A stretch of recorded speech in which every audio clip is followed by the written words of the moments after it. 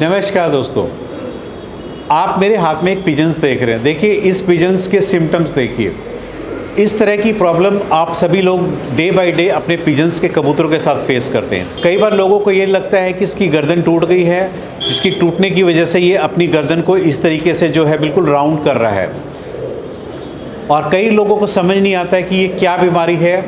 देखिए इसको आम भाषा में लोग, कोई इसको बोलते हैं कबूतर की गर्दन टूट गई है, कोई बोलते हैं कि इसमें कबूतर की गर्दन में लकवा हो गया जिसकी वजह से ये अपनी गर्दन ठीक नहीं कर पा रहा है। ये जो होती है ये एक वायरल डिजीज़ होती है, या इसको कई बार हम डेफिशिएंसी डिजीज़ भी बोल सकते हैं। यानी न्यूट्रिशन की डेफिशिएंसी यदि खाने के अंदर है तो आपके बर्ड्स में इस तरह की प्रॉब्लम्स आपको देखने को मिलेगी। इसके भोजन के अंदर हम ये न्यूट्रिशन अच्छा देते हैं, खाने के अंदर इसको विटामिन्स कैल्शियम देते हैं, पीने के पानी में हम इसको एंटीबायोटिक्स वगैरह देते हैं, तो आपका बर्ड्स बिल्कुल ठीक हो जाएगा। अब आप इसको केयर करना, आपने जो मेन ध्यान रखना है कि इसमें आपका बर्ड्स, क्योंकि इस कंडीशन में सबसे ज़्यादा जो ध्यान रखता है आपका जो कबूतर की जो डेथ होने का रीज़न्स होता है, आपका कबूतर खाना नहीं खाता है, क्योंकि इस पोजीशन में आपका कबूतर ज़मीन में से दाना नहीं उठा पाता है। ऐसी कंडीशंस में केवल आपको इसको हाथ से दाना खिलाना पड़ेगा, और हाथ से दाना खिलाने के लिए आपको पता है कि चने पानी में भिगो करके रख दीजिए। एक बार में इस तरह गर्दन सीधी करके इसको 8 से 10 चने एक बार में आप खिला दीजिए और इसकी गर्दन सीधी कर दीजिए। दूसरा, अब इसमें क्या क्या दवाई देनी है। इस तरह के बर्ड्स में सबसे पहले आपको कोशिश करनी चाहिए कि आप, कई बार क्या होता है पेट में एक्सेस वर्म्स होते हैं, यानी बहुत अधिक वर्म्स, यानी पेट के कीड़े को बोलते हैं। ऐसे में आप अपने बर्ड्स की डिवॉर्मिंग करनी पड़ती है। यदि आपके पास 1 या 2 बर्ड्स है तो आप इंडिविजुअली इसकी पेट के कीड़ों की दवा 5-5 ड्रॉप आप इसको सीधा लगातार 3 दिन आप दे सकते हैं। ये डिवॉर्मिंग का सिरप आता है, ये वाइट कलर का सिरप होता है, एल्वोमार सिरप होता है, क्योंकि मैंने बॉटल में डाला हुआ है इसलिए आपको इसका नेम नज़र नहीं आएगा। ये एल्वोमार सिरप है। इसको देने का तरीका ये होता है कि आपने कबूतर की गर्दन को पकड़ करके इस तरीके से इसके 5 ड्रॉप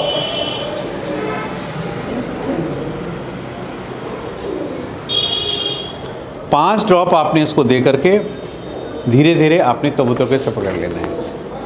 कई बार इसका एक रीज़न ये भी होता है कि आप अपने बर्ड्स को पेट के कीड़ों के, यानी वर्म्स इतने ज़्यादा एक्सेस बॉडी में हो जाते हैं, उसकी वजह से बर्ड्स में इस तरह के सिम्टम्स देखने को मिलते हैं।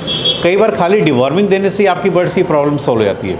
यदि डिवॉर्मिंग देने के बाद भी आपको इसमें कोई सुधार नहीं आता, फिर उसके बाद हमारे पास क्या होता है, हमारे पास ईवियन का कैप्सूल्स होता है ये, क्योंकि ईवियन में क्या है, ये विटामिन ई होता है। कई बार विटामिन ई की डेफिशिएंसी के कारण भी आपका बर्ड्स ऐसे करता है। ऐसी परिस्थिति में हम 10 से 15 दिन इसको ईवियन का 1 कैप्सूल पर डे आप देंगे इसको। और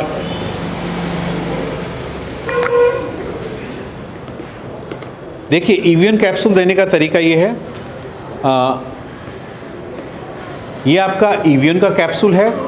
आपने 1 कैप्सूल पर डे आपने अपने बर्ड्स को देना है, और देने का तरीका ये है कि बर्ड्स को अच्छे से हैंडल करके इसको, ये देखिए सीधा बर्ड्स इजीली अंदर ले लेता है इसको। ये देखिए आपने इसको कैप्सूल अंदर करके आपने सीधा इसके क्रॉप वाले हिस्से तक ले जा करके इसको छोड़ देना है। ये कैप्सूल 5 से 6 घंटे के अंदर बॉडी के अंदर डिज़ोल्व हो जाता है।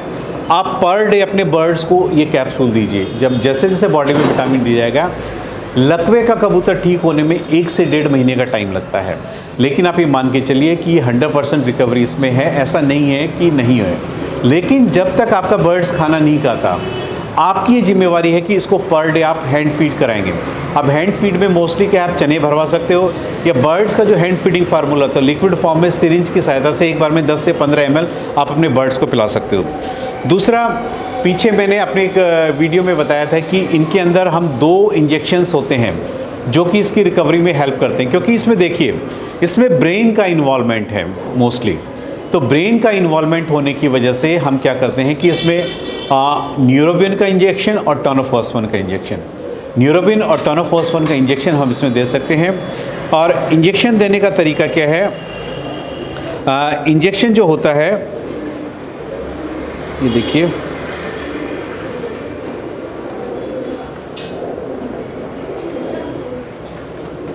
इंजेक्शन देने का सही तरीका होता है।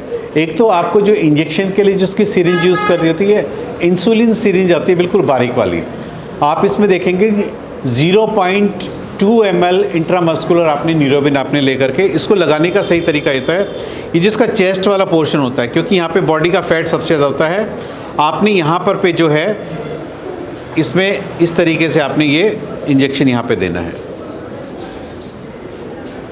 इसको दे करके आप अच्छे से रब कर दीजिए।